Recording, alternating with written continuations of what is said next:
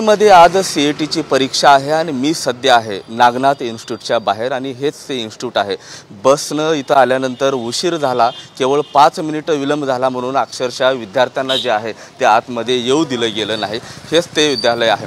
गेल्या काही महिन्यापूर्वी याच ठिकाणी परीक्षेमध्ये गोंधळ उडालेला होता। विद्यार्थ्यांना जे आहे परीक्षेपासून दूर ठेवल्याचा प्रकार जो आहे तो समोर आलेला होता। अशा पद्धतीने जे विद्यार्थी आहेत, मुली आहेत, इतर विद्यार्थी आहेत, अशा पद्धतीने परीक्षा सेंटरच्या बाहेर आहेत। नेमकं काय चाललंय, कुणाला बोलावं हे कळत नाही, त्यामुळे इथले जे पालक आहेत ते आक्रमक झाल्याचं आपल्याला पाहायला मिळते। आम्ही इथले CET सेंटरचे जे कोणी इन्स्ट्रक्टर आहेत त्यांना बातचीत करण्याचा प्रयत्न केला, मात्र आम्हाला कुठलेही अधिकार नाहीत अशी उडवाउडवीची जे उत्तर आहे सध्या देताना मला पाहायला मिळते। काही विद्यार्थी आहेत जे परीक्षेपासून मुकलेले आहेत।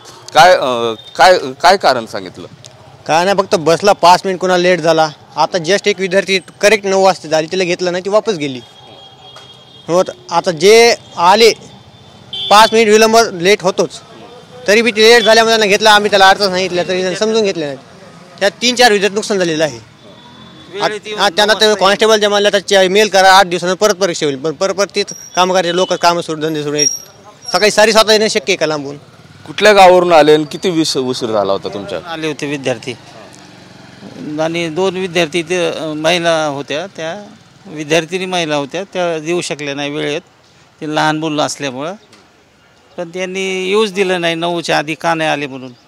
9ला आले होते, ते 9ला आले होते बरोबर। काही धमकी वगैरे दिली जाते? नाही, वारंवार विनंती केली पण पालकाच्या विनंतीला त्यांनी काही मान दिलेला नाही। कारण कसं आहे, खेडेगावातून ग्रामीण भागातून विद्यार्थी येतात, इथं लवकर झेरॉक्स उघडी नसती किंवा आणि ग्रामीण भागातून वाहनाचा याचा प्रॉब्लेम असतो। आम्ही बराच वेळ विनंती केली त्यांना, 3-4 वेळेस, पण त्यांनी फारसा विनंतीला काही पालकाच्या विनंतीला मान नाही दिला। त्यामुळं आता वर्ष वाया जाईल असं वाटते, भीती वाटते? वर्ष वायाला जाणारच आहे। विद्यार्थ्यांचं खूप मोठं नुकसान होतं। या नागनाथ इन्स्टिट्यूट ऑफ कॉम्प्युटरच्या मॅनेजमेंटमध्ये या इथं परीक्षेला येत असताना खेड्यातून विद्यार्थी येत असतात। हॉल तिकीटवरच्या काही सूचना दिलेल्या असतात त्या माहीत नसतात। काही जणांनी, आता मी पाहिलं सकाळी बरोबर 8:30ला आलेले होते, पण त्यांच्याकडं झेरॉक्स, कलर झेरॉक्स नव्हत्या। Black and white hall ticket होतं, पण ते त्यांनी नाकारलं। त्यावेळी दुकानं उघडे नव्हते, मग कुठंतरी लांब जाऊन परत येईपर्यंत 5-10 मिनिट लेट होता। त्यावेळेस त्यांनी बऱ्याच 2-3 विद्यार्थ्यांना येऊ दिलं नाही, बाहेर काढलं। त्यांचं बरंचसं म्हणजे वर्ष वाया जाणारच आहे ना, त्यांचं खूप मोठं नुकसान होतं आहे त्यांचं। हे पालक आहेत, त्यांनी आपबीती सांगितलेली आहे। आक्रमक झाल्यानंतर पोलीस कर्मचारी देखील या ठिकाणी परीक्षा केंद्रावर जे आहेत सुरक्षेसाठी आलेले आहेत। कुठलाही अनुचित प्रकार घडू नये यासाठी आता पोलीस या ठिकाणी घटनास्थळी दाखल झाले आहेत। एकंदरीत नागनाथ इन्स्टिट्यूट जे आहे त्यांची जी मनमानी जी आहे इथं पुन्हा एकदा आपल्याला पाहायला मिळते।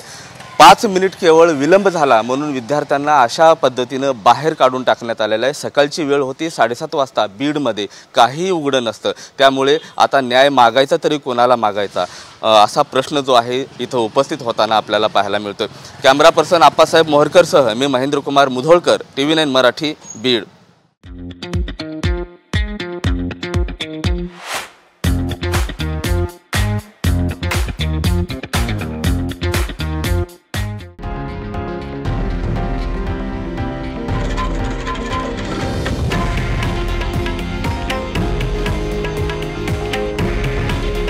हे आहे देशातील नंबर 1 न्यूज नेटवर्क आणि आपण पाहत आहात TV9 मराठी।